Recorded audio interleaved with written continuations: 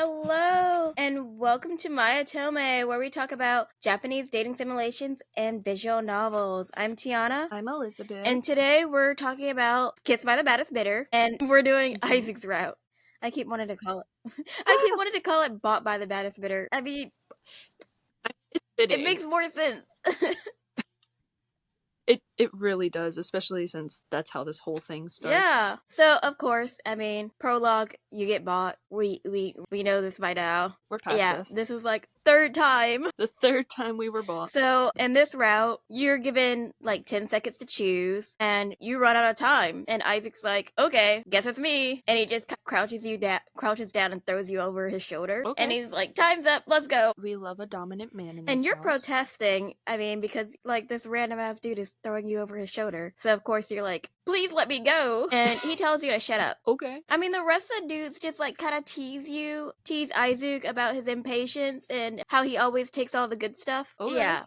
We're good stuff. And then Isaac kind of implies that he's going to play with you until you break, and then tells you not to speak without permission. I mean, I'm not for this, but I'm not against it. So then he immediately takes you to a huge bedroom, throws you on the bed, and gives you some rules. And the first rule is, when he tells you to do something, you have to do it in 5 seconds. 5 seconds? What if you have to, like, run through the whole hotel just to do it? Oh, we're gonna get to that. Oh, no. You're not allowed to talk back, and you can only answer questions with yes or okay. Okay. Those are the only 2 words you can say without asking for permission to talk first. I do not know how to feel about this. I am very conflicted. The feminist side of me is like, hell nah. But the Aizu loving side of me is like, okay. Then this is where things get weird. So then he tells you to undress, and then he starts reaching for your chest.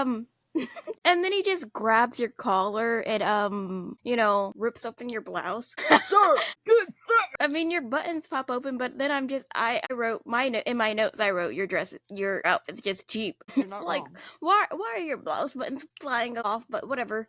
No, literally, like, why are they just popping off like it's nothing? So then Isaac sees your chest, lets go of Let's you, go. and then he just. Yeah. It's like, I'm gonna find something for you to do, and then leaves. Are you that flat that he found you, like, repulsive or something? Like, I'm so confused on what's going on. That get explained later. And then from his point of view, when you were put up for the auction, instead of freaking out like, everybody else because you weren't supposed to be put up for the auction, Isaac gets pissed off, and then he gets curious, and everyone has to convince you. Yeah, he had to be convinced not to let you Dang, man was like, this play out. Like, do you not have any sympathy inside of you? Yeah. Even Mamoru had to step in and be like, she didn't consent to this. Think about this, Isaac. And Isaac kind of finds you interesting afterwards because you didn't break down crying over this whole situation. And he... Wait until he sees...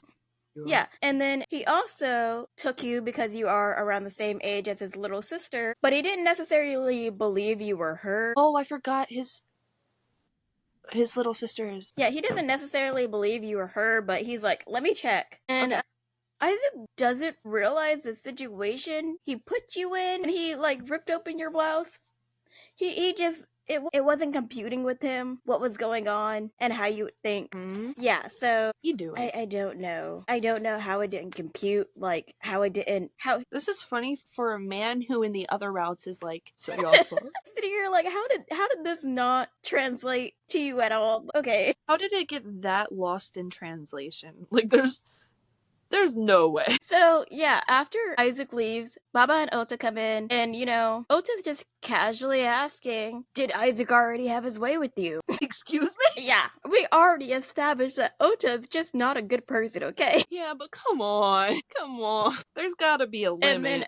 And then Baba's like, that's way too fast. Stop. Please, shut your mouth. So then, Baba introduces themselves, and they tell you that Isaac was the one who told them to show you around. Yeah. That's smart. And then, of course, you end up explaining how you end up in the auctions. They chalked it up to bad luck. And basically they said Isaac's a dictator. Chalked it up to bad luck when it's just pure idiocy. Yeah, pretty much. It's just, yeah, you're an idiot. You also learn... What? Not a dictator, though. Yeah. They declare him to be a dictator.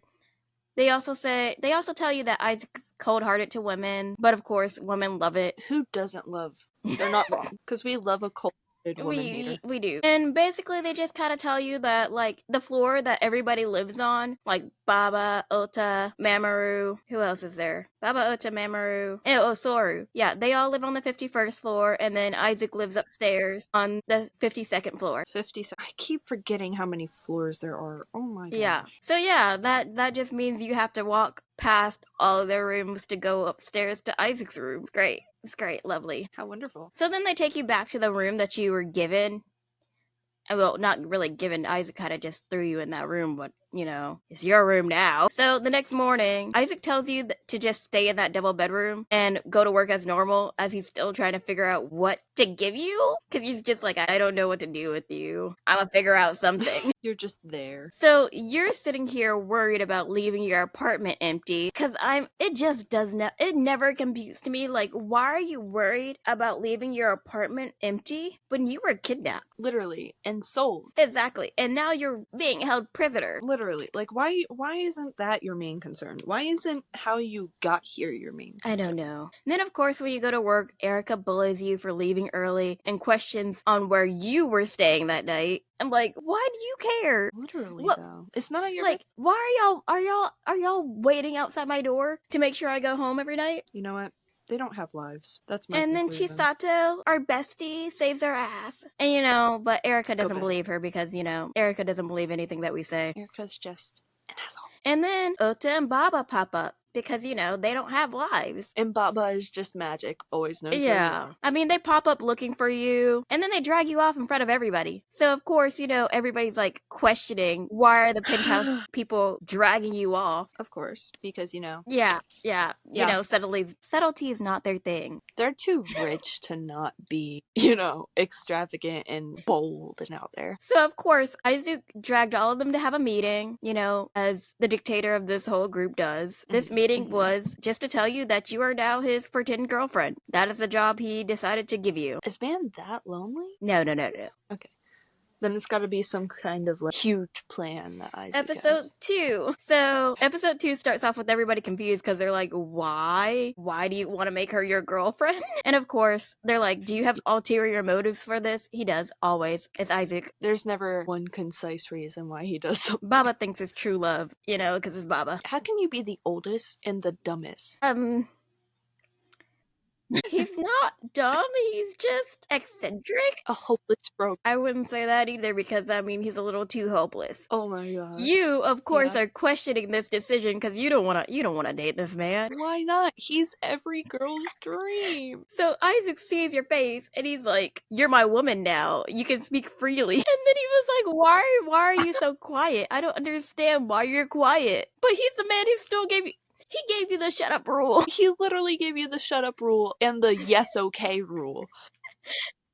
What? But he's sitting here like, "Why are you so quiet now?" I don't know. Maybe because you told me to shut up Oh my god, this man, I don't know what's wrong with him. too much. It makes me laugh because he's like so out of touch with himself. Like last night you just gave me the rule not to talk. And now you're like, why are you not talking? What do you mean? You could talk. It's a trap. Don't And fall of for it. course, if you bring it up, you told me I couldn't talk. He had to get mad about it. Mhm. So then you ask him about the woman you saw coming up to his room earlier, because he had a woman come up to his room earlier. Because, I mean, like, for some reason, you basically assume any female that's around him means that they're in a relationship. Yeah, I don't know why. This is gonna come back again because, I mean, like, you just consistently assume every time he's around a woman that means he's seeing other women. I don't know why. I don't. Imagine being that insecure. And Isaac's like, what about her? What about that woman? And then he's like, I don't have a relationship with women. You know, he's really not fighting those boyfriend No, allegations. I literally wrote Sorsu confirmed. I mean, it is at this point. Mister, I don't have relationships with women. I'm just here like, of course you know. Sorro's your boyfriend. Exactly. Man is dedicated to one man and one man only. I mean, yeah, pretty much. And then you ask why they were alone together. And then Isaac's like, I was just entertaining her. She came up to me. Man is that bored? And then you start going on about your job again and your apartment. Girl, get over it. And then you're like, what do you mean by girlfriend? And then Isaac comes up. He doesn't come up. He calls up the manager. He's like, hey, yeah, excuse her from work sometimes. She's just not gonna be there sometimes. Sometimes I'm gonna call her out. And then get the bouquet ready. Bouquet? I say bouquet. Get the shop ready. Get the shop ready in 5 minutes because we're about to go shopping. Slay. And then you're also oh wait, no, because Isaac doesn't know your name. All that and he doesn't know your name. Because when he was calling the manager, he was like, "What's your name again?" Oh, you meant a boutique. Oh, is that how you say it? A bouquet is a bouquet of flowers, girl. Okay, I don't know how to read. Fun fact, I'm dyslexic. I was about to make a joke about Leah Michelle, but yeah. But you're surprised that Isaac doesn't know your name, but Baba and Ota do. Baba and Ota are stalkers. I mean, yeah. They just pop up. Of course they're gonna know your name. And then they're always around each other, and they're always just, like, looking for you, and you're like, of course they know your name. They're like middle school boys in adult bodies. When they have, like, a high school girl crush. They're so weird. They're weirdos. Very, very. They peak They in have middle no... school. Like, let's be... I wish I could say that they did peak in middle school, but they're rich and famous. Well, Technically speaking, considering Ota did get famous when he was 14. He did peak. He peaked, like, right at the beginning of high school. Oh, yeah. And despite seeing your manager get orders from Eisuke has to still tell you that he owns the hotel. Yeah, my reaction exactly. That man still has to tell you. What? Do you just think he's the general manager or something? Like the manager above the manager? I don't know. The manager who manages the manager? Like, be so for real right now. You're in his penthouse. So you're surprised that he's your boss, and, like, you're like, why did no one tell me? Why didn't you guys tell me? And then they're like, we didn't tell you because it wouldn't be fun if you knew and you would act differently around him. Of course we're not gonna tell you. That's gonna take the fun out of it. They're not wrong because she's dumb, so it's funny. However, a little preparedness. And then you get surprised that he closed down, like, a bunch of stores just so he can go to them. Man is Gorovovic or something, like. And then he does not same proximity as him. And then, I mean, you're worried about the prices of the dresses, and of course, there's a whole outfit montage where he just basically insults you the whole time. Yeah. Yes. Outfit montage with insults. I am here for And you, of course, really thought you were done after he picked a dress. Yeah. You're like, we got a dress, we're done now. And he's like, what do you mean we're done? We need to still buy accessories, shoes, get your hair and makeup done. You can't go out looking like that. I just don't understand how that's not even a poor people thing. It's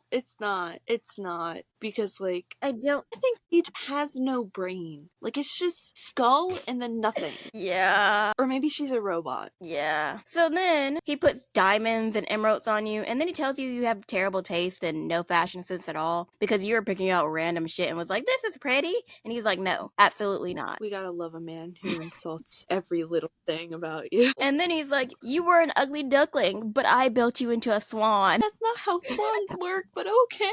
I didn't know you a swan. He got you shoes, purse, he had your hair and makeup done. So then he takes you to the IVC, and he also takes you to the auctions. And you're like, why am I at the auctions? And of course, I'm telling you to shut up again because, those are his favorite words. Man's gotta be. He was raised an only child. He thinks he can boss anyone around. First of all, he tells you to shut up and think as to why you're there. You know what? Respect. But I don't think she's capable of that. Yeah. And in actuality, he brought you so you can learn about the auctions and you can learn the basics of it as his girlfriend. Because you were currently his pretend girlfriend, so of course you would have to go to the auctions. Mm-hmm. So of course you learn that in order to get into the auctions, you have to be invited by the sponsors to participate or have approved referral from a member. A 3-day pass is 100 for 3 days? Yeah. That's like 33 a day. Yeah. The only person on the staff that knows is the manager, and you didn't realize at first that there was no regular people staffing the auctions, which I'm like, this is an illegal auction. Why would regular people be staffing it? No, literally. Why would... Okay. And so everybody on the first floor also has to wear a mask to hide their identities because, rich people doing illegal shit. And then at the party, you also get introduced as Isaac's girlfriend in front of everybody, the whole hotel and party. Slay. And you're surprised Isaac can smile. And you get surprised in front of everybody, so of course Isaac gets upset with you because you're like, oh my god, he can smile. And he's like, dude, you're supposed to pretend to be my girlfriend right now in front of people. He should have tested your acting skills before he took it. He doesn't reprim you, and instead he just takes you to his office office, gives you the pager and the key, and he also gives you another rule. So this rule is that you have to come to Eisuke within 5 minutes if he pages you. With 52 floors. 5 minutes. Does this answer your earlier question? Man is needy. Like, I can't fathom. And when you ask, what if I can't make it in 5 minutes? He tells you, take a break from work and don't go to places where you can't make it within 5 minutes. What if you don't know where he is? I don't know. And I mean, like, all you have to do is fulfill your girlfriend duties and live there. Yeah. Because, like, he's got some unreasonable expectations. I just gotta say that. I could never get behind the 5-minute rule. Because I'm just thinking about it. Like, what if I'm in the lobby and you're asking me to come all the way to the penthouse? Like, it's gonna take 10 minutes for the elevator to get up there itself. And God forbid I'm going up the stairs 52 flights. My legs would break at the like 10th floor. So, episode 3. When you go to work, nobody really believes that you're Isaac's girlfriend. And then, like, everybody has theories, like, you're secretly rich, which you're not. If you were secretly rich, you wouldn't be dumb, but, you know, whatever. Literally. Maybe you just didn't go to school. So all your coworkers start interrogating you, and then Chisato saves your ass again. And you're really kind and thoughtful, superior, Takahiro. You didn't want him to know about, you know, your new relationship, but, you know, he finds out anyways because, like, it was broadcast to the whole hotel. I don't know how you're gonna keep that a secret from him. There's no way. And, you know, he just kind of compliments you and tells you he likes you as you are, even though, you know, you look really pretty at the party. Yeah. Basically, he was telling you you look good in the hotel uniform. I understand it's So a you look compliment, but at the same time, I don't like the compliment. Yeah, no. It might be a nice compliment for MC because she loves working at the hotel. But for me, I want to be rich, so I'm gonna go with Isaac anyways. Yeah, I want all the fancy things. As Marilyn Monroe said, a diamond is a girl's best friend. So 2 days later, you already have low self-esteem because of Isaac objectifying you. Womp And I'm womp. just here like, 2 days? 2 days? It only took 2 days for your self-esteem to go crashing down? Literally. It would take me the first day. Insulting every I tried on. I don't know if I would ever. At that point, I'd probably tune Isaac out. After 2 days, I feel like I'd just be like, oh, really? I look like shit? I know. Thanks. I mean, it's not even like he's like insulting you. It's like, this dress is trashy on you. This dress makes you look big. Just you're like, those are the insults you get online. Literally. And I'm just here like, I think at that point I'd just be tuning them out. Mhm. At that point I'd realize anything this man says is going to be an insult. There's nothing he can say that's nice. So you're having a conversation and you end up having to run out in the middle of the conversation because of course Isaac pages you. You make it in 4 minutes. Woo, congrats. Actually, you're late. Oh. You're late in his mind. 4 minutes and 45 seconds, you're late. He can never be grateful. Baba advocates for 10 minutes. Okay. Yeah. Go, Baba. Isaac's like, no. Dang. Isaac turns that down. So then Baba's over here, logically speaking, there's no physical way for a human being to make it in that time, and Isaac's like, run faster. make it work. Yeah, it's not my problem. So Isaac's taking you to another IVC party. And this time, he gave you a lower heel because he noticed that you were, like, failing to walk the other night. And he noticed that your shoes were hurting you. So he gave you a lower heel. Of course, he told you that you were walking like a duck, but... It's the thought that counts. And right? he said that he doesn't want anybody walking like a duck around him. But the thought that counts. But yeah, he you know, he noticed the pain, the struggle, and he was supporting personal growth. So... Listen, I'm glad draws here, but you have 10 minutes to get dressed and you're leaving in 12 minutes. Yeah. Boy, what about hair, makeup? He says you're gonna get hair and makeup on the way. On the way? What, in the He's elevator? never gonna let you do your hair and makeup by yourself. Okay. I mean, I don't got a problem with Professionals only, and you're not one. that. I got no problem with that. Go ahead. Give me a professional every single time. If it's not coming out of my pocket, I'm fine. So, of course, when you're at the party, you're getting the evil stank eye from all the women there because, you know, you're with Isaac. You leave Isaac to go to the bathroom, and then you get cornered and interrogated by one of the girls who was sleeping with Isaac about being Isaac's girlfriend, and they're like asking you if you sold him stocks or some kind of shit. You're like, I don't know. You're over here like, what are stocks? So then they try to slap you, but Girl. Isaac stops that shit.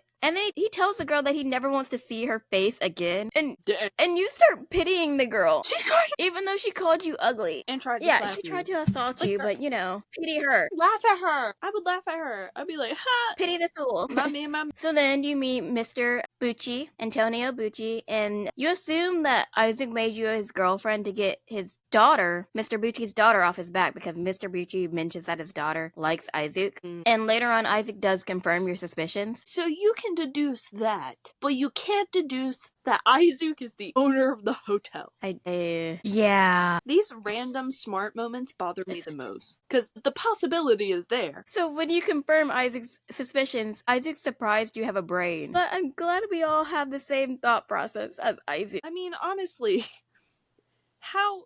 So That's my... Mr. Bucci is in the Italian mob, of course, because, you know... You don't have a name like Bucci, and you're not in the mob. Yeah. And you can't and not be. And he decided that he wanted to use you because you don't have feelings for him, and you're expendable. Yay! Whoa! Go being a Yay. pawn. I mean, I'm here I mean, for it. honestly, he has the same... I mean, that's the same reasoning as Soru. I'm okay with it. Listen, you want to use me? I'm fine. Just give me some D every once in a while. I'm good. So... You know... Isaac tells you if you play your part until the end, until his deal goes through, you might get free. He won't mind freeing you. We'll see about And that. then he tells you that you need lessons on how to be a better girlfriend because you're like failing hard, and he'll make you his in a few days. Okay. Episode 4. I mean, at least he gave you a time frame. Yeah. He was like, hey, here's your countdown. Hope you're ready. So of course at work you're getting extra work now because Erica is like a hateful bitch. Get a life. And she's like giving you like near impossible jobs ever since Isaac announced that you guys were dating. Yeah. Isaac's not doing anything she, about like- it, but She's gotta be sexually frustrated or, like, jealous. she's definitely jealous. I mean, like, I just don't understand, like, why. He ain't all that. Plus, every route, too. Like, girl, get a life. Like, none of these men are all that. They're still rich. They still have no morals. I mean, they have Exactly. morals, but their morals are just... You can't will be expended. Expanded? I don't know. Listen, I know what I'm saying in my brain. That's what matters. So, you end up having a late lunch with Takahiro, and Takahiro tells you, he's like low-key like telling you to speak up about like all the bullying that's going on, and like the harassment, and you don't want to speak up about it because you're like, it's fine, it's okay, it'll go away soon, and then he gives you candy to make you feel better like a child. What kind of candy? You're in the middle of work, it's not that type of candy. Well, sometimes. Listen. Sometimes, in some cases. Yeah, mind you, Isaac's story has a love triangle, if you didn't know that was coming. No! Oh my goodness! No way! Like, the one man that's being mentioned a lot here who's being super nice to you? Of course there's no love triangle happening here. Of course, why would there ever? There's no possible way or explanation. As you're, like, about to eat, Isaac pages you, and then you gotta go to the casino. Because Money. he just wants to go to the casino to show off your relationship to... I like a man who wants to set me off, let me tell you. I mean, he just wants to show you off to Bucci. Oh, Yeah, well. that's literally... I guess that's not much of an accomplishment, but hey, showing off is showing off. You can't even understand roulette. Yeah. It's roulette! Yeah. Imagine being that. And he's like, I'll explain it to you, you dumb fuck. I mean, he didn't say it like that exactly, but... But the attitude was implied. Yeah, the tone was there. So then, he pulls you close, he kisses your forehead, and you think that's too much. You think that's too much, like, PDA. You're like, no. This is the kind of man that would make out in front of a live audience. And what you're worried about is a kiss on the forehead. And then you think he has a split personality because he's being kind and caring. He's being a kind, caring boyfriend with you right now. And you're like, of course he's being a... He's acting. Yeah! It's for the bit. So then you end up pulling away from him because he's too close to you. Like, he's close enough that his lips brush your cheek. But I mean, like, you're supposed to be pretending to be a couple. Of course he's gonna be close to you. This girl must have never been in a relationship in her entire life. And he also has to remind you to use his first name because you keep calling him by his last name. You know, I'm starting to think that the MC wanted to be in a nunnery at this point. Like, every small thing is just too much. So then as you're like showing Mr. Bucci around because he's like, you guys are showing off, you guys are so cute together.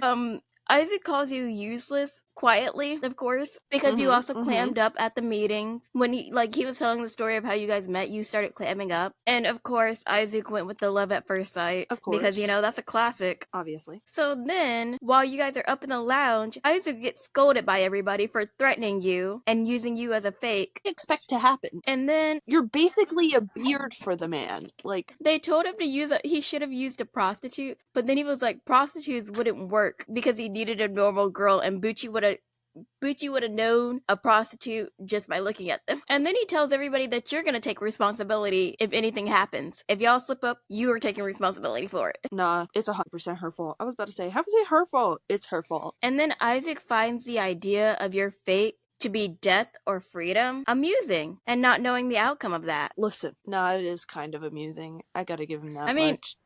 It's kind of... I find it... I find it a little funny, too. I mean, like, someone as dumb as you and, like, figuring out if you, like, are gonna get caught and killed by the mafia or not is kind of amusing to watch. It's, like, fair entertainment. Fair. Exactly. And then Isaac gives you a sliver of freedom on your days off, because Isaac believes breaks allow you to work better. What a great man. I mean, he is a decent boss, which is surprising. I mean, especially since they called him a dictator. I don't think a dictator would give you days off. And then he even gave you a 30-minute time frame to get back to him. And you start to realize how horrible that actually is. It took you that You long. realize how horrible it is because you're grateful for the 30 minutes. I mean, it's 30 minutes, okay? Listen. Not us trying to justify it. It's Eisuke. Okay, yeah.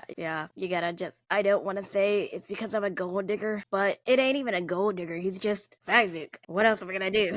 It's Isaac, literally. I mean, gotta get that bag somehow. I mean, if this is how. Thing is, I'm not a gold digger because I'm working for it.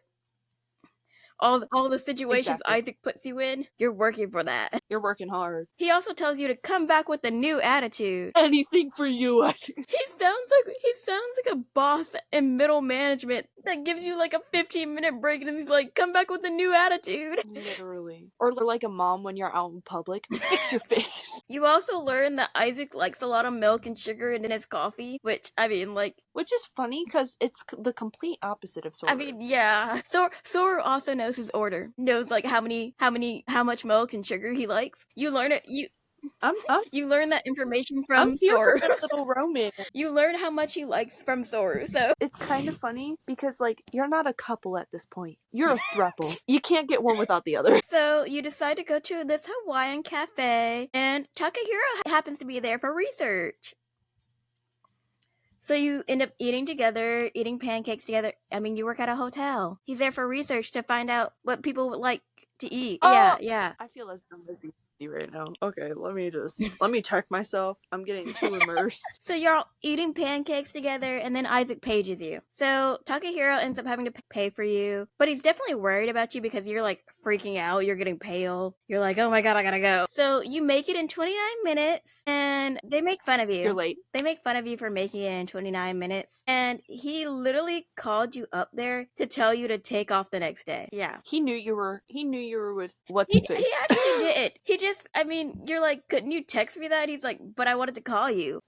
He's a needy guy. He's like, I wanted to tell you in person. I wanted to see your reaction. I wanted you to run all the way up here so I could tell you this one sentence that I could just send to you in a text. I wanted the entertainment. Oh, yeah. So you're going to be showing around Carolina, Bucci's daughter, and Sora's coming too, because Isaac said it'd be good for relations. Yeah. That's smart. Send your girlfriend with somebody who's obsessed with you. So, episode 5. So, Ooh. Carolina is a blonde, busty, and intense woman. We love big boobs. She's not just big boobs, she's a little wide everywhere. And I say this because they are so insulting towards her behind her back. She's got dumps like a truck. If I remember correctly, they called her a whale. So while you're at the airport, Isaac pretends to check your shoes while Carolina's running towards him to hug him, so that Carolina's arms misses him and she hugs a column instead of him. And, like, Carolina looks at you and starts calling you a dumb bitch. And you haven't even said a word. I mean, she's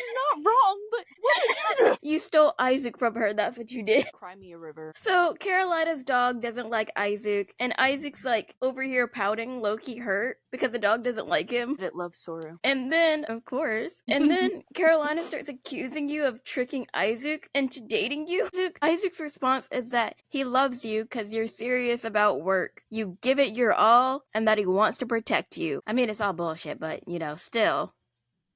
I know, but could be real. It could deep down in his heart. Oh, Eisuke also, while y'all are shopping together, Eisuke ends up buying you a ring. While Carolina's changing. So that means nobody's around when he's buying you this ring. Yeah. And he's also, cute. while Carolina's changing and stuff, Eisuke starts complaining to Soru about Carolina. And Soru's like, dude, she just wants your attention. She doesn't really care about the shopping. She cares about you. Yeah, Isaac's that dense when it comes to relationships. Yikes. Yeah, and then Isaac actually bought the ring just because he saw it and thought of you. And then he tried to justify it by saying it's for the cover. No, it's not. And then when he saw the ring on you, he said it was made, he was thinking, not that he said, he was thinking that it was made to be on you. Yeah. Okay, if it's for the bit, you don't just think that. That's not something that pops into your head. Yeah. So, also, while you're out shopping and you're, left alone with, Soru for a minute, Soru asks you, why do you think Isaac, holds the auctions? Even though Isaac told you he just does it because he's bored. But, I mean, Soru implied that it wasn't just for money. That it was more deep. It was deeper than that. As you know, everybody has a deeper meaning to why they're holding the auctions, except of course, Soru knows that Isaac likes 3 sugar cubes or 2 packs of sugar in his coffee, and then he likes lots of milk. And you start getting suspicious about how close they are. I mean, yeah. Just accept it though. Yeah, I mean, there's nothing you can do. You have the third wheel here. Literally. You're interrupting their date, okay? And due to your success at this date, you're allowed to go back to your dorms for the night. But for how long you stay at your dorms depends on your success in other areas. So yeah, you're allowed to go home now. Other areas? Other areas? No, not those other areas. He still doesn't, you're still not even He said in a couple of days. I'm sure it's been more than a couple days. Come on. Supply and demand, sir. So after, everybody goes home, Soru and Isaac go up to his office, and Soru announces that if Carolina wasn't the daughter of an Italian mob boss, he would drown her. Dang. Yeah. I mean, there's other ways for murder, but I guess man wants to torture. And, by the way, Isaac had ulterior motives inviting Soru on this little trip. Oh, did he hope that it would set them up? He was trying to set Carolina up with Soru to get Carolina off his back. He should have known better. Yeah. So then he's sitting here wondering if he got Carolina's type wrong because her usual type is Soru. And Soru's the one who has to imply that Isaac slightly has feelings for you because he's still using the girlfriend excuse that you're his fake girlfriend. And when he realizes it, he's yeah, she's my fake girlfriend, of course. And then he tells you also have bad taste, but cuz he's been caring about what you're wearing, about what he sees you in, and that's why he's been using the girlfriend excuse for it, but really he just cares because he cares. He likes seeing you in these clothes. And then he tells everybody that you have bad taste. But he's still thinking about the ring he got you. And then Soru's why'd you let her go home? He's you do know Carolina is still the daughter of a mafia boss, right? Why did you let her go home without you watching her? And Isaac's you're right, that was careless of me. Let me check the GPS tracker. Boy, wow. Yep. So, of course, while you're, going to your dorm, you're gagged and tied up by 2 men who are wearing the same suits as Carolina's goons. Of course, you're surprised Carolina kidnapped you. I mean, that's not a surprise, but... Oh my goodness, she would never. Why would she ever kidnap you? Wow. She demands you to break up with Isaac, and, then she orders for you to be shot after you say you won't leave Isaac and love him. And you're sitting here praying that the charade doesn't kill you. Dang. Luckily, Isaac and Soru come in and they're no. Soru ends up beating up everybody, and Isaac just kind of stands there and looks cool. Sounds about right, doesn't it? Yep. Give us nothing. Yeah. So then episode 6. So turns out she wasn't going to kill you. She was just going, and they didn't have guns either. You just thought they had guns. She just had little bottles filled with skunk spray, and she was just gonna spray you with skunk spray, which I feel like that's a whole lot worse than being shot anyways. Yeah. So, Sora's over here like, I'm glad Carolina isn't in love with me, our poor sweet summer child. Yeah. And, Carolina falls in love with Soru because he told her if she loved Eisuke, she wouldn't upset him, and she took that as concern for her. Yeah. Oh, so she's dumb. She's special. She's an interesting Yeah, character. she's interesting. Yeah, she's got stuff going on. This is not how I would personally portray, an Italian mob daughter as the one white character in the storyline so far. Good for you! Yippee! Yeah, of course, Eisuke planned for this, and Soru's a victim. Poor Soru. So, Soru's running. He's running out the place, running away. Man. And when you're alone, Eisuke tells you, I don't like it when people touch things that belong to me without permission. Yeah. Ooh, okay. Eisuke also figured you were kidnapped because when he paged you, you didn't answer in time. And he thought that was weird, so he checked his GPS on the pager. In time as in 5 minutes? Or in time as in 5 minutes. He was like, it's 5 minutes and 1 second. I gotta check it. I gotta, let me just. He keeps tabs on your location. Like, for real. Dang. Yeah. So he generally knows what you're doing when he pages you. That man deliberately pages you at those times. So he knew you were in the middle of eating. And he was like, it'd be pretty funny. He may not know what you're doing, but he knows where you are. Yeah. So he knew you were at a cafe, and he was like, I wonder. We love that. We love that for him. I would have fought him then and there, but, actually, I would not fight him because he's like 6 foot something, so that's not gonna be a fight that happens. There would be a mental fight. Yeah, I'd fight him mentally, and then I'll try to leave Japan, but, he's rich, so he'll find me. Yeah, that GPS tracker probably does wonder. He gives you a real smile, though, because, you kept up the act. Yeah, you get a real smile. So, the next day, Takahiro checks on you, and you try to pay him back, but he's like, no, don't pay me back, it's fine. And then he also notices that you're hurt, and he gives you a band-aid, and you think you're the happiest when you're with Takahiro, of course, because you're comparing him to Eisuke of all people. Girl, please. Yeah, I mean, like, when you're comparing him to Eisuke, of course a ton of guys are gonna seem better. It's bound to. So then you guys have dinner with Bucci and Carolina, and Carolina just kind of declares that y'all are friends now, and that you're gonna help her get with Soru. You just kidnapped us! Yeah. So this is where things start to get complicated again in the storyline. A few days later, after all of that goes down, Eisuke tells everyone that you guys are going to hold an auction in 3 days, despite Baba saying it's not a lucky day. And so Eisuke tells everybody that he's selling a woman. And Mamoru ends up telling you that humans can't go up for sale at the auction unless they have consent, and you can't sell anybody's hearts or mind. And you start going back and forth with them because you're like, you thought being sold was against the rules, and that's why Eisuke took you so no one else could, and then they tell you, they end up telling you that, Eisuke took you so no one else would be in violation of the rules. I mean, he's the one who made the rules, so of course he wouldn't really be in violation of them. Yeah. And then you start asking questions on if the girl consented, and then you get told to shut up, and that is none of your business. Because frankly, it isn't any of your business, though.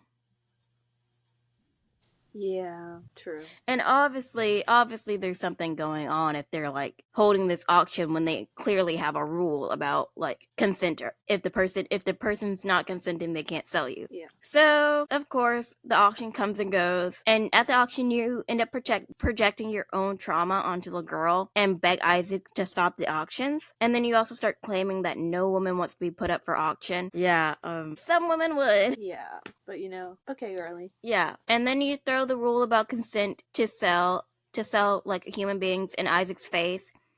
But you obviously don't think about it outside of your own trauma. And Eisuke tells you that he's a sponsor and the outcome of what happens here is not his problem or his concern. Of course, you end up calling him a scumbag, and Eisuke ends up leaving to take a call. And then you ask everybody else if they're okay with the rules being broken. Ota tells you to stop worrying and sit down and be good. And Baba tells you that the rules aren't being broken. So Baba straight up tells you the rules aren't being broken. And you start assuming that the woman was sold against her will, and Soro's like, who said it was against her will? Literally. Because, like, Baba just told you that the rules aren't being broken. Yeah. You admit that no one said it, but then you claim that no woman would ever agree to sell herself. Prostitution. So then, like, Mamoru ends up dismissing you as a kid who doesn't understand and can't understand what's going on as a woman gets sold. So then, episode 7, a few days later, you're still thinking about the woman who got bought, and you're, like, messing up at work because of it, and you're miserable about it for some reason. You're miserable because you didn't stop it. And you're also wondering who bought her for some reason. Like, that is not your concern. No, literally. So Takahiro ends up having to come talk to you because you're, like, leaving trash in the rooms since you're so distracted. And Takahiro asks to take you out to help you refresh, and later that night you're like taking a cake to one of the floors, taking a cake and flowers to a customer, and you're like daydreaming about Takahiro doing that for you. Yeah, because you assume that he's the type of man who would do that. Okay. Yeah, and then you're also comparing it to Isaac because you're like, Isaac would never do this. But he bought you a dress. Multiple dresses at that. And accessories and a ring, but you know what? Okay, sure. So, as you're taking the cake, you end up finding out the man who bought the flowers and the cake is with the woman who was sold, and surprise, surprise, she's happy with the man who bought her, and now you're disappointed for worrying about her. Yeah. So when you go upstairs to the penthouse, you end up seeing Isaac arguing with the girl's boyfriend, of the woman who was being sold because her boyfriend wanted her back. And Ocha and Baba basically tell you the whole backstory because, Isaac's not going to explain it to you. And it turns out the woman's boyfriend was abusive, and he was a Yakuza member, and the dude who bought her genuinely loved her, and she was the one who put herself up for auction so the guy could save her. Okay. So literally it was just her trying to get out of an abusive relationship, and you end up putting your own trauma, and you almost stopped her from being saved. Girl, Yeah, because you couldn't possibly understand that somebody might want to be sold for some reason. Like there couldn't possibly be a reason that this is happening. Yeah. So then you start realizing that you're like the asshole and the dumbass here. And you go upstairs to apologize to Isaac. And Isaac claims that he doesn't care about what others think of him. And Isaac kind of stops you from apologizing before you get like too deep and emotional because he doesn't want to get hurt again. Yeah. Isaac's storyline gets real deep and like real like you're over here sitting here like this is like a moral. Are my morals okay here? But, like, during the time that you were, like, apologizing to him, Isaac was happy, but he was, like, very uncomfortable with the apology because he feels like he saw the real him. Yeah, and he doesn't like people seeing the real him. So then, like, the next morning, Isaac has you make his coffee, but he makes you make his coffee over and over again until you get it to the perfect sweetness level. Yeah, and then he claims that sugar is for brain energy, and that you need to have more sugar in your brain because you're dumb. I mean, he's not wrong. And then you start complaining about how you can't eat sugar because you'll get fat. And then he tells you that he doesn't want you to lose weight. You're not allowed to lose weight without his permission because you fit a lot of the dresses as is. Dang. Go Aizu. Yeah. So you're also given a 45-minute time frame now. Okay. Yeah. And Soru's like in the lobby with Fang because he's babysitting Carolina's dog now. And Soru's sitting here calling Carolina a pig. A pig? Oh my gosh. We love Soru. Go Soru. Yeah. Everything we said about him last time is coming back. Refreshers. That respect woman juice is like going out the door. It really is. Oh yeah, the gang starts realizing that she started calling Isaac by his first name. Isaac's chill with it, and like it surprises Ota because Ota's like, "Whoa, that's weird. You're not demanding her to call you Mr. It's your name." Yeah. Oh, yeah. wow. You also find out that Isaac loves animals, but they hate him. Yeah. Boy gets pouty over it. He gets super pouty. Of course, you also, you end up leaving to go, like, on your date with Takahiro. It's a date, but it's not a date. Oh, yeah. So, also that morning, bro knows that you used to leave early to avoid seeing him. Like, he was straight up aware that you would leave early, so you didn't have to see him. Dang. Yeah. But he was also bashful about the fact that you did stay to, like, make him coffee. And he does compliment you, too. And he starts feeling at ease and comfortable with you. Like, you being around him makes him comfortable in the morning. morning now. Because he's used to having nightmares and just like being like stressed out in the morning. But like with you now, he's at ease. He doesn't realize why. He's just like, this is weird. Because he's in love. So of course, like you go on your date with Takahiro, and he takes you to Ota's special exhibition, which is like a weird date to go on. Like, as someone who knows these people, that is not a date I would want to go on. No, that's like me going to my grandma's gallery for a date. I just wouldn't go because it's Ota. I don't want to support that man in no capacity. Yeah, so you end up holding hands because he claims he doesn't want you to get lost. And then you start comparing him to Eisuke again. Mind you, Takehiro's still like very, very much aware that you're like publicly dating Eisuke. He's a scumbag. Yeah. This was very scummy, but at the same time, it's cloaked by like him being the nicer guy and being like a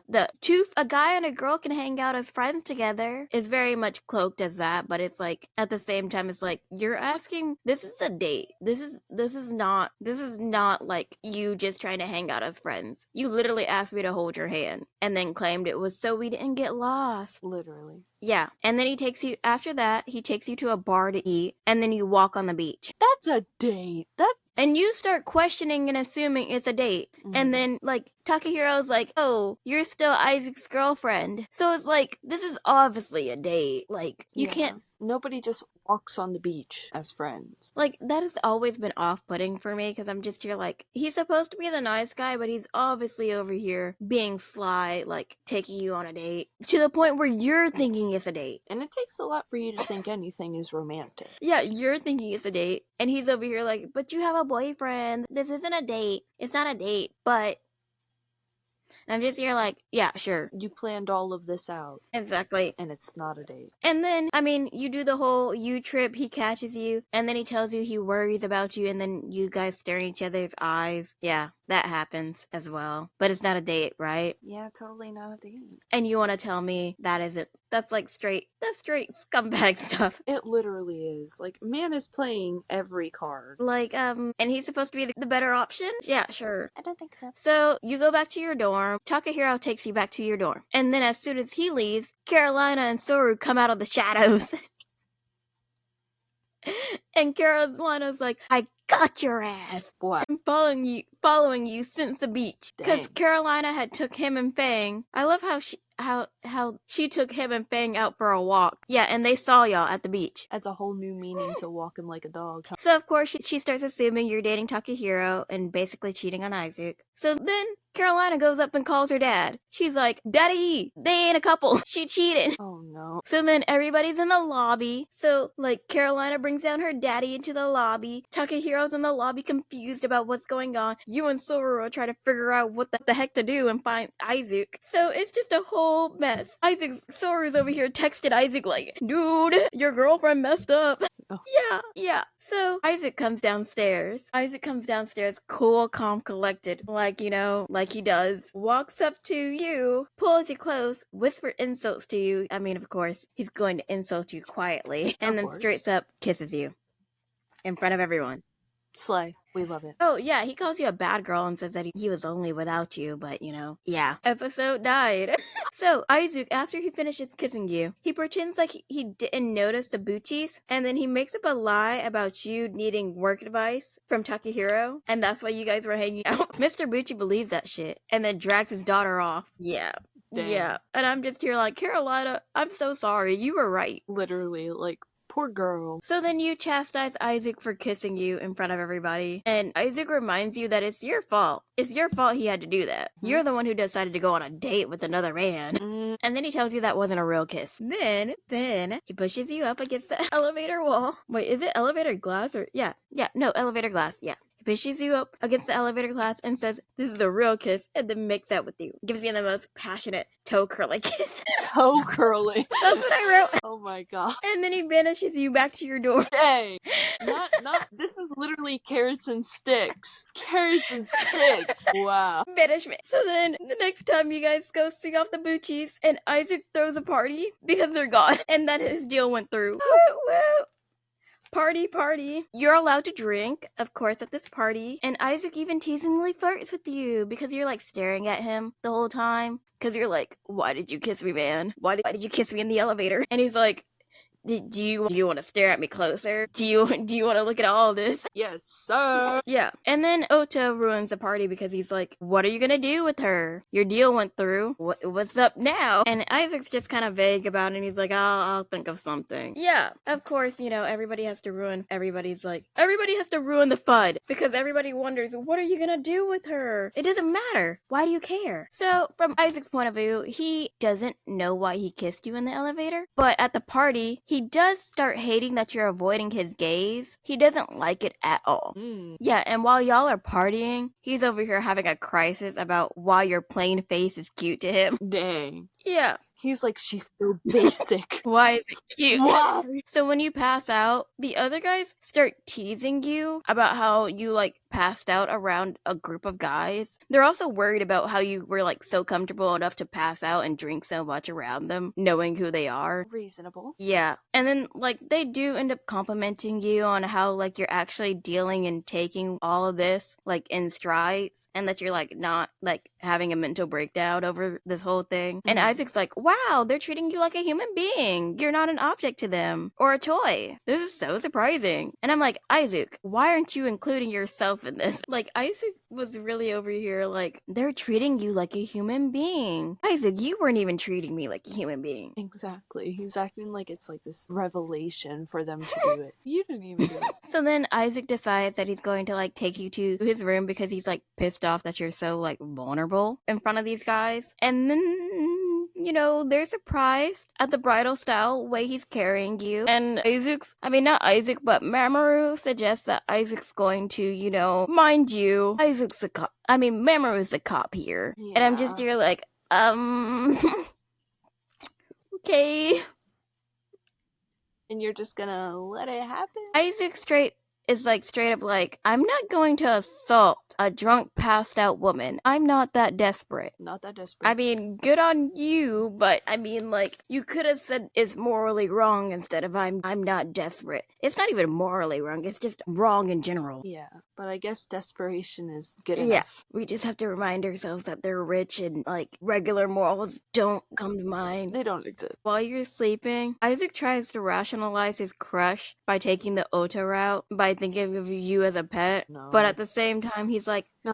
but I don't want her to like the other dudes more than me. I don't like if she likes them. And then he tries to pretend he's not jealous. And then later on, after he's had a few more thoughts about it, he's like, I think I'm just going to accept that I love her. Yeah, he's finally in the stage of accepting. Meanwhile, you're over here but this other dude. Yeah, you're over here trying your damnedest not to love that man. So later on, you end up waking up in the middle of the night. So you end up waking up in the middle of the night, and you're like, oh, I drunk too much. And Isaac has to tell you that more expensive wine has higher alcohol content. So you should always keep that in mind when you're drinking with him. Yeah. Isaac goes over to the bed, sits at the end of the bed, and you start tensing up. And Isaac's like, I'm not that desperate. I am not that desperate for you. What? Yeah, so then Isaac also ends up revealing that he wanted you to strip the first night because he was looking for a girl with burn scars on her chest, and that girl was his younger sister. And then he also tells you that him and his sister has been separated since they were young, and he wasn't born in Ichinomiya, I said it right the first time, that he wasn't born one, and that he was actually born from an old and prestigious family, so he was born from a richer family. Dang. Dude, how am I supposed to feel sorry for you when you tell me that you weren't originally born in this rich family? You were born from an even richer family. Exactly. Thanks. I'm totally supposed to feel bad for you now, but... So his father ended up getting tricked by a rival company, and that's why his whole family ended up going bankrupt when he was 7. Then his mother died, and his father cried and dipped out. I don't know if you got that Into the Woods reference. It went right over my head. My bad. And your mother cried and your father cried and your mother died. Oh. And I laid a little spell on him. You too, son, that your family tree would always be a barren one. Yeah, so his father dipped, and the siblings were taken in by 2 different families. Isaac was adopted by his father's benefactor, and it's not a secret. It's not a secret that he was adopted. So there's rumors going around that he was plotting to take over the family. He did not. And Isaac even repaid every cent that they ever spent on him, despite the Ichinomiya seeing him as family, and a grandson. Oh. Yeah, that man repaid every cent that was spent on him. And also to that, the hotel itself is all from his self-made money, and he was using the auctions for fun and to find the man who bankrupted his father. Also to find information on his sister, but that wasn't the most important thing to him. And Isaac doesn't really want revenge. He just wants the truth. Yeah. And he ended up moving, like, after he got adopted, he ended up moving to England, like, right afterwards. So he has, like, no idea about, like, where his sister is. And all he knows at this moment is that his sister is just somewhere happy, and he's just happy as long as she's safe. Yeah, we find out that Isaac does have emotions. He's got a heart. And then Isaac falls asleep next to you on the bed, and you watch him sleep and wonder if it's okay for you to see him so vulnerable. And as you finally stop hating him the next day, he pages you that morning and breaks up with you. Yeah. Boy, I just you. Yeah. He pages you the next morning and tells you it's over. Wow. So, episode 10. Isaac tells you to get out of his sight and that you were only around for the business deal. By the way, Isaac also has, like, another woman in the room with him as he's telling you this. And you're upset because Isaac claimed he has a new girl and you thought you, like, were growing a decent, equal relationship. It was never an equal relationship, but, you're dumb. Yeah. And then, like, as you're sitting there, like, trying not to cry, Isaac's like, you can keep everything I bought you if that's what you wanted, if that was your problem. And you're like, no, I don't care. I don't care about the stuff he bought me. And then you also give him back the ring that he bought you, and you tell him that you don't want the stuff and leave. Girl boss moment. Yeah. Yeah. Girl boss. You're girl bossing while being sad. The sad part about that is that you still work for the man. Yeah, you can't just avoid him from there. I mean, you could avoid him. He's rich. But at the same time, you still work for him. Yeah. So, like, from Isaac's point of view, several days later after sending you away, he was, like, calling out for you to make it his morning coffee. And then he realized that he's, like, all alone. And he's, like, regretting sending you away. He's regretting the breakup. And then Isaac's also talking, like, he says he hasn't felt such human emotions in forever. Just you're like, what? What do you mean you haven't felt such human emotions in forever? Congrats, I guess. And, like, he also realizes that he could have just saved you, made you sign a confidentiality agreement, and then left, but he decided to use you for his, like, own personal convenience. And he also takes in the fact that if your life is ruined, it's his fault. Man is just filled with guilt. Yeah. He even calls up Kenzai and he's like, hey, Kenzai the manager, I forgot if I ever said his name beforehand. And he's like, hey, how is she? Is she good? And the manager is just here like, yeah, she's okay, but she's still being harassed, like, to, like, a horrible degree. And then Isaac's over here plotting and planning. He's plotting to do something about that because he's like, that's the least he could do for you to give you back some normalcy in your life. Because he believes being with him is never going to be normal. Yeah, it's super sad. Super depressing. You're over here just crying in your mind. Also, like, from your point of view, Takahiro asks you out for drinks again, and you guys end up going to the hotel bar. And Takahiro starts asking you why you're dating Isaac and claims that he's asking you because you always look like you're in pain. Yeah. And then he pulls out the whole, I would never make you feel that way, and then immediately asks you out. You know what? I could slap a man. I could really slap a man. And mind you, it's not public that you and Isaac have broken up. So he thinks y'all are still... I see. Turns out, when he asked you out, Isaac was right behind both of y'all. And then he challenges Isaac, and then Isaac just glares and walks off. Like, what else is Isaac supposed to do? Challenges Isaac to what? To your heart, I guess. He's over here like, I challenge you, good sir. And Isaac is like, this is the 20th century. What world are you living? I mean, Isaac already won because he could just glare and walk off. Literally. But you're over here trying to ask out a woman who you are assuming is still in a relationship with this man. And then Takehiro's like, you don't have to give me an answer now, but when things calm down, and if you can't sort out your feelings, I'll wait until you can. Pick me, choose me, love me. Yeah. Like, normally it's, like, great to hear that, but, in this In situation, this you're just situation, no. it's such a weird thing, and I'm just you're like, I don't want it. no. And then 3 days later, you feel bad for making Takahiro wait for, like, to get an answer from you. And then Erica starts bullying you again. And then Takahiro almost steps in, but Isaac comes in and then he ends up walking towards you. And that's when that episode ends. So episode 11, Isaac publicly breaks up with you. He demands you give him the pager back and the elevator key and basically says you're over. Yeah. That's what Isaac was plotting, to give you some normalcy, the public breakup. Because that's gonna make everything so much better. Oh, by the way, like, right before he, like, walked up to you to give you the public breakup, he was about to back out because he was gonna let Takahiro be your knight in shining armor. Because he was like, yeah, he can handle it because I shouldn't interfere with your life anymore. But then he hears Erica bullying you, like, straight up himself, hears it firsthand, and then he decides to go through with it. Yeah. Okay. That is why he decided to actually, like, go through with the public breakup. So great. How wonderful. I'm so happy for him. Yeah, so great, so great, so great. Yeah. So then the next time you have your day off, you go shopping, and you end up bumping into a guy, and, he tries to grab you and start a fight with you. And guess who saves you? Taki, whatever. No, Sora. Oh, Yeah. Sora. Well, let me guess. It's the whole, he's actually really sad without you. Well, it's more like Isaac didn't free you so you can get in trouble. Yeah, and then he's actually sad without you. But you end up telling him that Isaac used you, and he's like, hey, Isaac wouldn't hurt you without a reason, and you should know that. And then he also brings up the fact that some good should have came out of like the whole public breakup and like you guys not being together anymore, and like you did stop getting bullied. They all stopped bullying you because you're not together anymore. And then he also tells you that Isaac would have done way worse than it if he really wanted to cut ties with you and never talk to you again. Yeah, he would have like been way worse to you, but all he did was tell you to give him the pager back and the key. And then he also tells you that Isaac complains to him about the room service coffee because basically you're not making it. So he's like, the coffee's terrible. And then Sora was like, why the hell am I telling you all this? It's not like me to be this nosy. He's over here like, normally I mind my own business. What did you do? My boyfriend's sad, so I need to make him happy.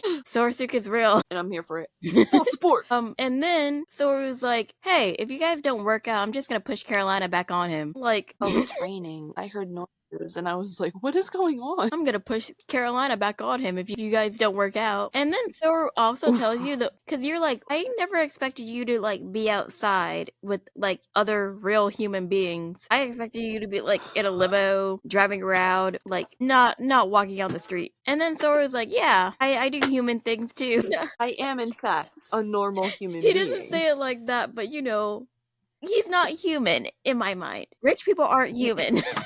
They're really not. Yeah, and then Zoro tells you that the only reason he's out and about is because he's telling someone and he might have to kill them. And then he leaves. Have fun.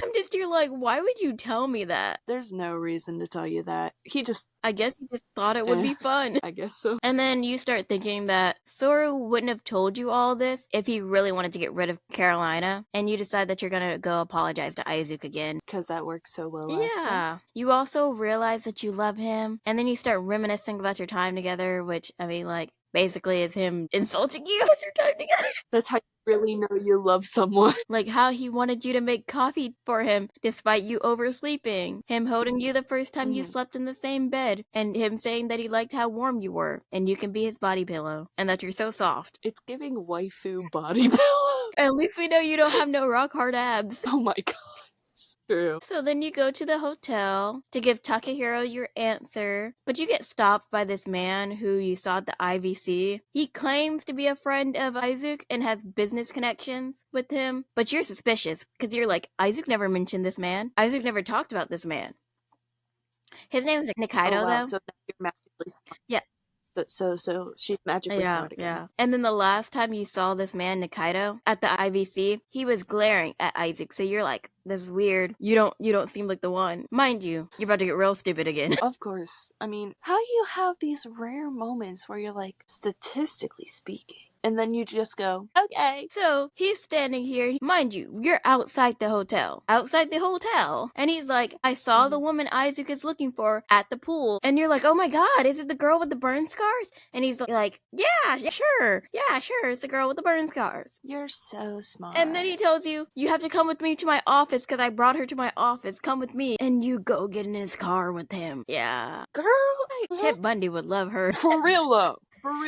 Ted Bundy would eat her up. You were obviously tricked. And he ends up taking you to the basement of his of the building that he owns, and he's like, you're like, but you said, and he's like, no, you said that. I just said the girl he was looking for was at the pool. And you're like, oh my god, you tricked me. Why would you do that? Why wouldn't he? Of course. I'm just like, Eisuke has a lot of enemies. You think you can talk to a man like Eisuke, get his personality, and think that people just like him? Like, girl, come on. So then you're tied up and you're used as bait to get to Eisuke because, he still believes that you're Eisuke's girlfriend. You have no faith in Eisuke and think he's not gonna come. Yeah. Okay, girl. Yeah. Whatever. So Nikaido also had a bid for the deal with the Buchis, but Eisuke got it first, and now Nikaido plans to blackmail Eisuke into breaking off the deal. Because that's gonna work. Yeah. I don't understand. I mean, I don't understand how you think this man who managed to get a casino hotel when, half the country was against it, is going to, break off a deal. Just dumb people. Very dumb. So episode 12. Nikaido is over here, waiting on Eisuke to come, and he's like, this is taking a long time. When is he gonna get here? I called him 30 minutes ago. Where's your boyfriend at? He comes. Eisuke does come. But as he comes, he strides up, and he's like, hey, why'd you call me out here? And Nikaido's like, haha, I got your girlfriend. And Eisuke's like, this bitch, she means nothing to me. Dang. Yeah. Well, yeah, and then he's also like, I used her to get my deal, and now, since we're here, you want to strike up a deal with me? So Nikaido doesn't even read the contract of the deal, and he just signs it, and they're like, haha, cool. And then, as soon as they start to handshake, everybody attacks Eisuke. Eisuke is tied up, thrown on the floor, and then he gets kicked repeatedly, like Soru did. Dang. They were about to stab Eisuke, but the guy closest to you ends up to cut your binding, and to no one's surprise, you probably already know who it is.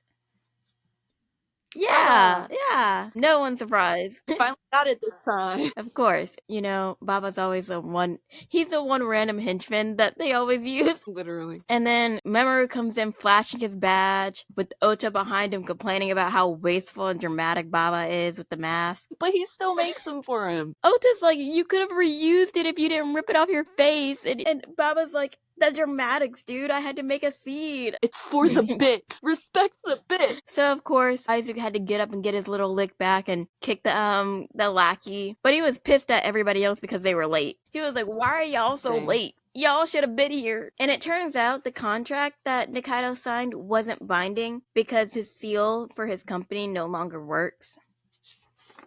Yeah. And it turns out that Nikaido's vice president bought out his whole company and took over everything, and then told everybody about the illegal things that Nikaido did, and Nikaido got dismissed as president that morning. So the contract is trash. Dang. And you want to know what Mamoru takes that man in for? That man takes that man to jail for kidnapping, of all the things he did. Okay. Yeah, he just gets taken in for kidnapping, and I'm just here like, kidnapping? Of all things? Kidnapping? That whole list of issues. Kidnapping. Yeah. So, also, wait, we're not here yet. But yeah, we can finish. Yeah. So, it also turns out that Eisuke wants to apologize for the whole situation, for putting you into the situation. And he kind of gently tells you, in a very, very nice way, in a very soft, childish kind of way, it wouldn't be that easy to find his sister. He's been looking for, not 12, but, more 20-something years. It's not gonna be that easy. And you're also allowed to go back into the penthouse again. And Ota's like, this is the best day ever, best field trip ever. This is so fun, guys. I haven't had so much fun in years.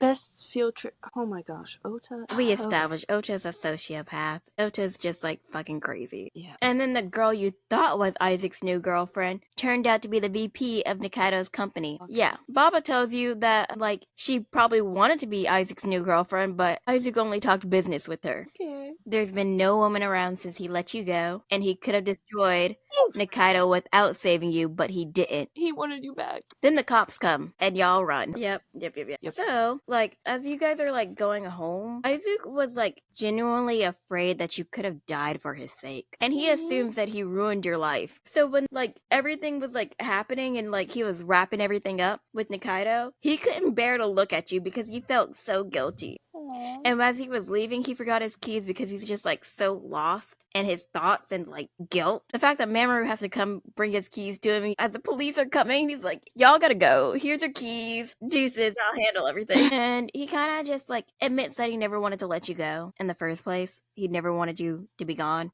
And that he might not be the...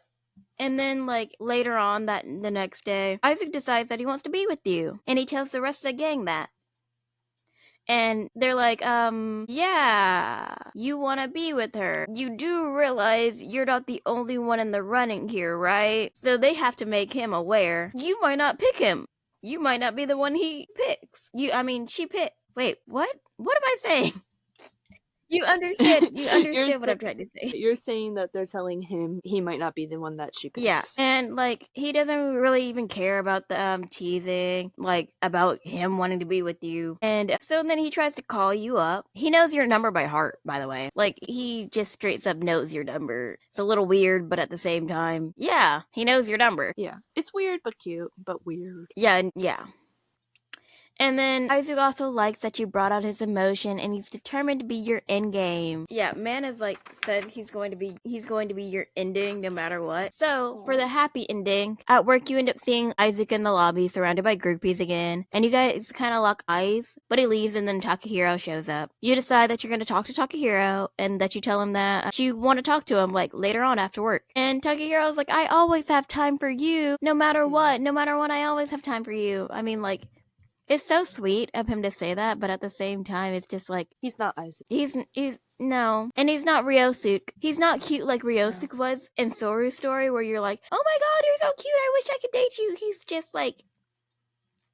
You're a pick-me. Yeah, he's an ick. Yeah. Once he started trying to steal you away from another man in the middle of your relationship, it was weird and icky. Yeah, so that night you go to the boardwalk and wait for Takahiro, but then you get a phone call from an unknown number. This is when Eisuke was calling you, and he demands that you come to his room, and you're like, but I'm not here. And I don't know why I wrote possessive much, but yeah. He also tried to give you the 5-minute time limit as well, but you're out. What? And as you're telling him you're out, he's like, I'll just come to you, and then he hangs up. He got another GPS tracker on you, doesn't he? Because you tell him you're at the boardwalk, so he's like... Oh, okay. I was about to say, like, he just knows where you are. You're over here surprised because you're like, he's coming to me? He's never done that before.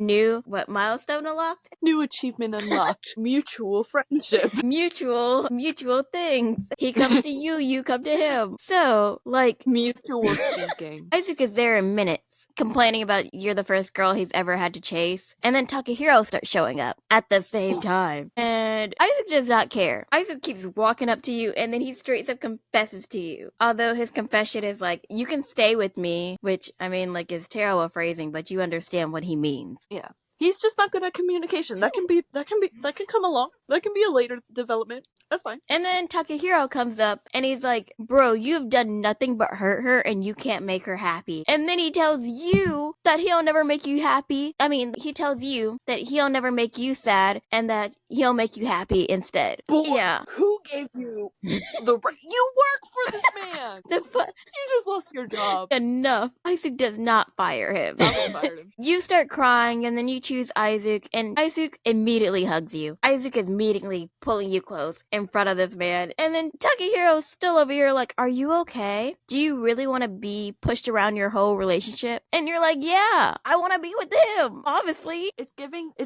nice guys always finish last. And then he finally accepts your answer and then just begs Eisuke not to hurt you anymore.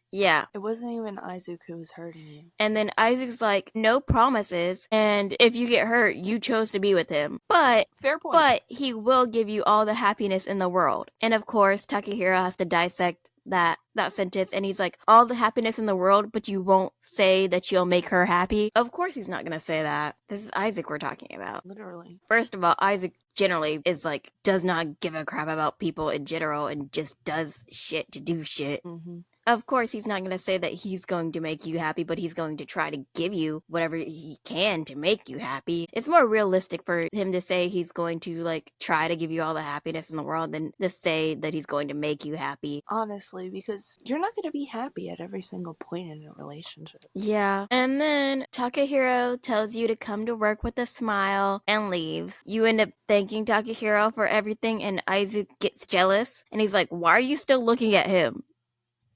Look at me, not him, me. You chose me, not him, so attention me, give. Yeah, pretty much. So then, like, Isaac takes you back to the penthouse, and you end up apologizing to him. And Isaac's like, nah, don't apologize to me. I'm a terrible person, and you're dumb for thinking I'm kind. And then he tells you to tell him how you feel. Of course, you end up saying you love him, which I'm just sitting here like, y'all love each other?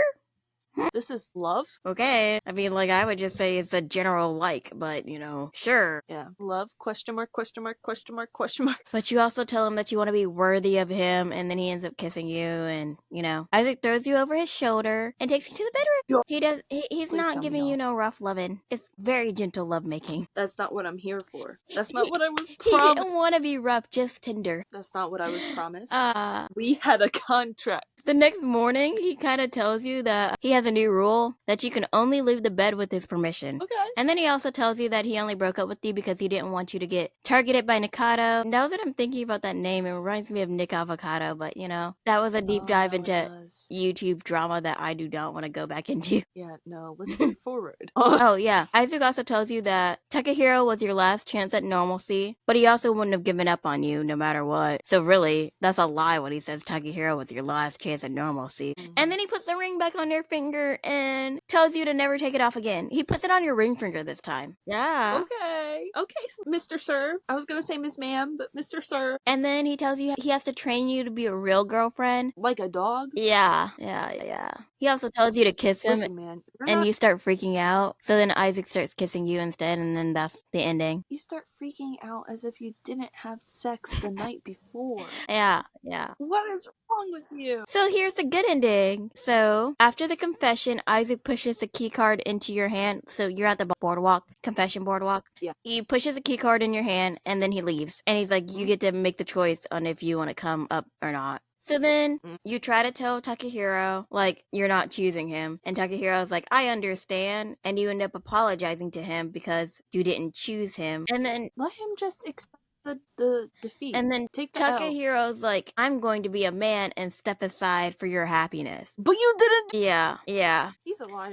It's so weird. It's so weird that he has to say, I have to step aside and be a man for your happiness. Yeah, I don't trust it. So, of course, you go to the penthouse, and Isaac tells you that you're late. I have a theory that he was scared that you weren't going to pick him, because he immediately pulls you into a tight embrace after that. And then you confess, and you kiss him, and then, oh, wow. Oh, I don't know why I put then fucking Baba and Ota call. I think I was just getting annoyed of Ota and Baba interrupting shit. Okay. Yeah. Yep. But Ota and Baba start coming upstairs to his office. Isaac doesn't stop kissing you until the last absolute second, and then he starts getting possessive of you. Soru comes up and he's like, I knew you were here because it was loud up in here. Dang. And then Ota and Baba complain about Isaac being mean to them when they actually helped out this whole situation and helped him with the Nikado situation. And then Isaac had the audacity to be like, Soru and Mamoru are the only ones who helped. Y'all were just there for show. Dang. And then Isaac's like, I mean, not Isaac, but Soru's like, I could have helped without the police. And then Isaac's like, I didn't need you either, Soru. Dang. And of course, Soru's like, hey, that is not true. I was not just there for presentation. The real reason they all came up there was they just wanted to know about your love life. While Isaac's just there trying to fuck. Have their own life. Yeah, Isaac's trying to fuck. They're over here like, gossip about your love life. Come on, tell us. On this episode of The Bachelorette, what's the finale? And it turns out everybody in the gang, they all knew about the love triangle.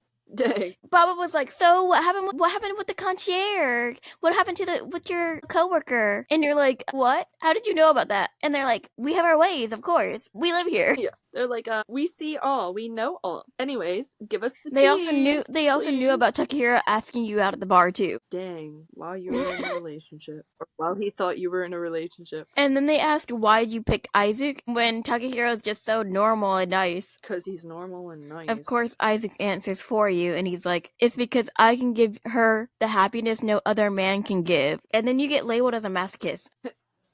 Listen. How can you actively choose a man like that and not be a masochist? I'm just saying. Yeah. You have to at least be a little bit of a masochist. And then Eisuke throws you over his shoulder, puts the ring on you again, and dips on the guys. And that's how the good ending ends. Dang, y'all don't even get to fuck. Sequel! I mean, not sequel, but epilogue. Oh, I was about to say, I do not have time for the No. sequel. We're at epilogue. Okay. So as of now, as always, you're in charge of cleaning the penthouse, again, because always in the sequel, I mean, not epilogue, you're in charge of cleaning the penthouse. The 5-minute rule is still intact, and Eisuke tells you that he trusts you, but there's, no special treatment in your promotion, and if you don't do your task perfectly, you're immediately fired. Fired? Yeah, you're getting fired. You're not getting demoted, you're getting fired. Jeez. Does man want a stay-at-home wife or something? Gosh. And then you start asking Eisuke to come over to your apartment because you're comparing it to his apartment to your place, and he's like, I will never go to your apartment. Why would I ever go to an employee dormitory? He's over here like, you want me to go where the poor people go? Absolutely not. You get disappointed. And of course, you have another moment where Baba and Ota come up while y'all are making out, and Eisuke waits till the last second to release you. So wait, you sat there, got disappointed, and man's solution was to make Yeah, up. pretty much. I'm here for it. And it turns out Baba and Ota just wanted to know how you guys fell in love. That's what they came up here for. Yeah. Okay.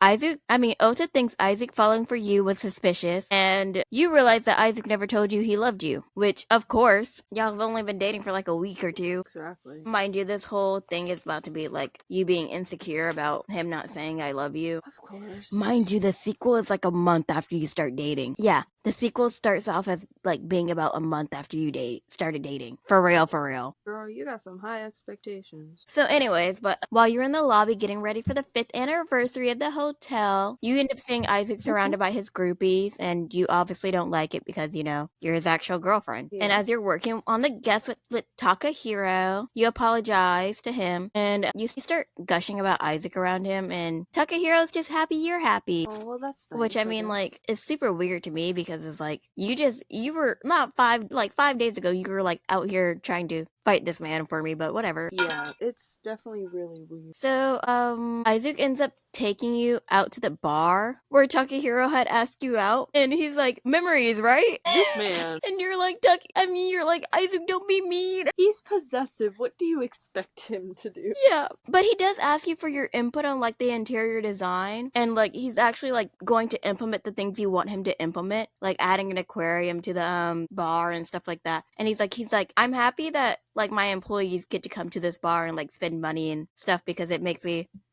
I'm glad they get to enjoy the amenities here. It makes you realize that he's actually a pretty decent boss, but You didn't realize that before? Of course not, because you're too focused on the fact that he doesn't remember your name. Of course. So then one of Eisuke's model groupies come in, and she invites him over to her table, and then she insults you, and Eisuke tells her to disappear. He's over here vanish. Yeah, Okay. he's disappear, and then immediately afterwards, he's like, she ruined this bar for me. We're leaving. Wow. Talk about a committed man. So part 2 of the epilogue, Eisuke ends up taking you to the pool instead, and you worry about the pool. You're worried about the pool being closed. Yeah. He owns the pool. Yeah. Oh, guess who was the person who had to turn on the lights for your date? Takahiro. Takahiro had to be the one to turn on the lights for your date. And you feel bad for the man, and Isaac's just over here ha ha ha. So that's why he didn't fire him. Ha ha, man, you got to watch me win the girl, and then you have to watch me go on dates there. Man is one petty guy, let me tell you. But I love it. And then, not only that, he's just sitting at the pool you were smart for not choosing him. I like how dedicated you are to me. Wow. Not only to add insult to injury, you're gonna just talk shit about him, even after he turned on the lights for you. I mean, man kinda had to. He couldn't just be like, no, I'm not turning on the lights for you, boss. True. He did have a choice in that. So you like end up, of course, like you're drinking champagne and you end up deciding to dip your toes in the pool, and y'all briefly discuss how like Baba likes to use the pool to search for women because you know that's something that Baba does. I mean, it's on par with his Yeah. character. So, and then like Isaac's like, I'm done at being at the pool, let's go. So when you try to get up, you start swaying because you realize that you drank too much, and then you start falling into the pool. And while you're falling into the pool, Isaac tries to save you, but he ends up falling in the pool with you. You apologize to him because you didn't realize that you drank so much. And Isaac's like, if you were anyone else, I would make you get on your hands and your knees and apologize to me. I mean, if that's what you want, I mean, I can arrange that. He doesn't forgive you, and for you to make it up to him, he just kind of makes out with you in the water. Yeah, I mean it's a good make out session. Yeah, Nice. He does it until you tell him you love him, and Isaac's taking you back up to the room and he's trying to fuck. And you're like, no, I'm here for it. I got work early in the morning, so I gotta go home. No.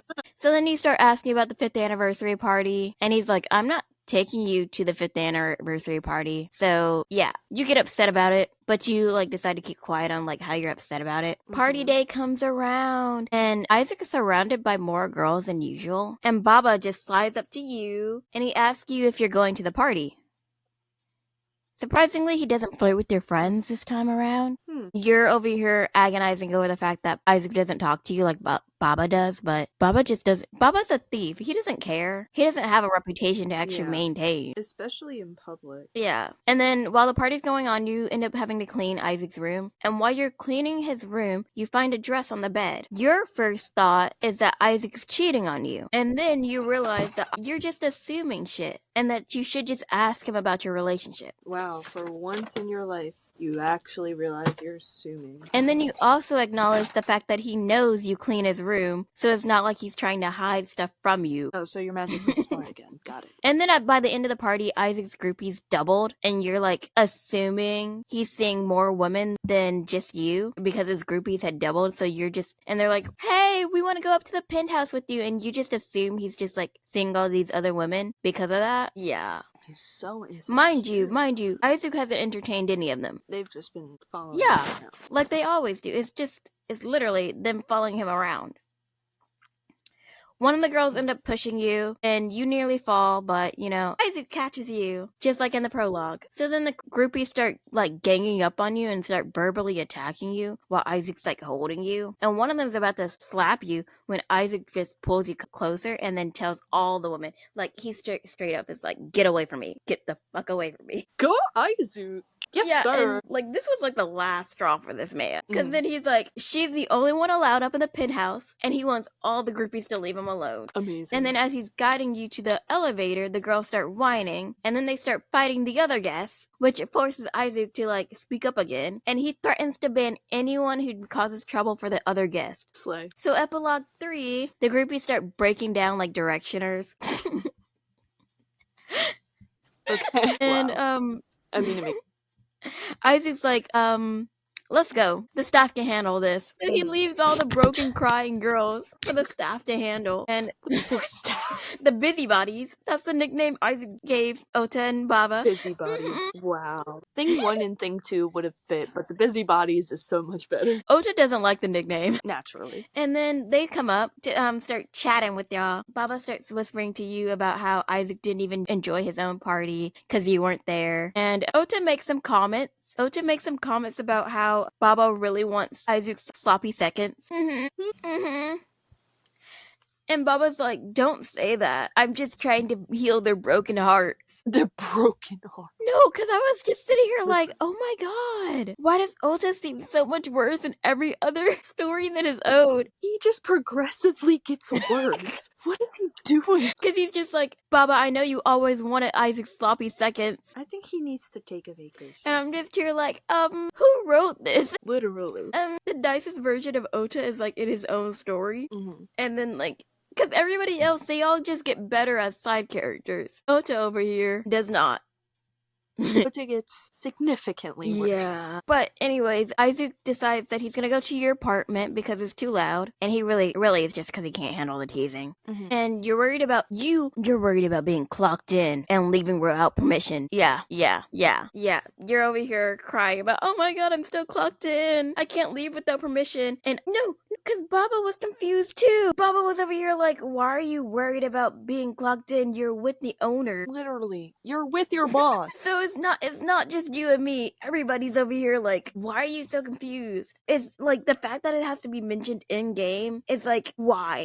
But anyways, yeah. So Isaac ends up calling a manager and he's like, hey, she's leaving. Give me the master key for the dorms. So Isaac starts leaving without you, and Baba's like, you better hurry up before he goes into your room. Which I'm sitting here like, how does he know your room door? But of course, Isaac. This man has your number memorized. He knows your dorm room. Isaac already told you he knows everything about you when he called you, because you were like, how do you have my number? And he's like, I know everything about you. Okay, stalker. I mean, I don't expect anything less from him, honestly. Yeah, true. But when you get to your dorm, Isaac's only comment is small, and then you decide to ask him about the dress. The dress is for you, obviously. Yeah, he originally wanted to take you to the party, but he decided not to. And then you get upset, and Isaac's like, hey, don't hide things from me. And he scolds you for trying to hide your feelings. And you confess that you thought he was like cheating and seeing other women on the side due to the groupies. Isaac is like, you're stupid. You're a fool. That's too much work. That's too much work. Why would I go to all that trouble to like have women on the side? You're enough. Literally. You finally stand up for yourself and tell him not to call you stupid about that, and tell him that you only thought that way because he didn't say I love you. And then questioned if this man really loved you. He just told off a bunch of groupies in front of all of his guests. The thing is, I'm still thinking about the fact that you almost died for him. He saved you in that whole situation when he didn't have to. And you're still sitting here like, do you love me? He got repeatedly kicked for you on a dirty basement ground. Man would not have let that happen for anyone else. But of course, you're still over here like, do you love me? God, she bothers me so much. Yeah, but Isaac is obviously frustrated with the fact that you're like trying to force him to say it, basically. Because you're like, I mean, this is really kind of, you're trying to force him to say it. There's no other way around it. Because you're like, you don't really love me. And I'm just, you're like, and then you start talking about how it's normal for couples to say that they love each other. And he's like, can't you tell without me saying it? Because some people just can't say it. And then he also, he also admits that he has never said it to a woman before. He's never said it before in general. And you tell him, you basically say, I can't tell unless you tell me. And then you go on to admit that you just wanted to hear him say it because it makes you happy. I'm so fed up with this girl. So, of course, Isaac ends up kissing you, and then he tells you that he loves you. Because, damn. All by myself. Hello again. Hi, my bad. That was my connection. Yeah, but he does end up telling you he loves you, and he tells you multiple times because you keep asking him, and he's like, okay, fine. But he really wasn't going to say it. Just like it was literally generally implied that he loved you, but you're forcing it out of him. Then he tells you that small rooms are handy because they aren't far from the bed. Yeah. The next morning, as you guys are leaving the dorms, Baba pops up. Of course. Sniff. Of course. He sniffed it out. He smells it. Yep. And then he tells y'all to invite him next time. He has no bounds. It just keeps going. I can't. Isaac kind of gets jealous, but he ignores Baba at the same time. Mm-hmm. Yeah, Baba was literally leaving. He was literally about to go out on the business trip. And you're like, wait a minute. Should we be letting him leave? And Isaac's like, that is none of our business. He doesn't get involved in my work. I don't get involved in his work. Let him be. And anyways, you should be focusing on me. Focus on me, not him. And that is how that is. Give me attention. Wow. We love that Baba has no filter or bounds. Filter. He just never ends. Never. The ironic thing is his is next week, and I don't remember anything about his story other than that you're participating with him. Yay! I don't even remember his sequels. Dang. He's really unimportant. I think his was just free, and I was just scooting past that shit. Mm-hmm.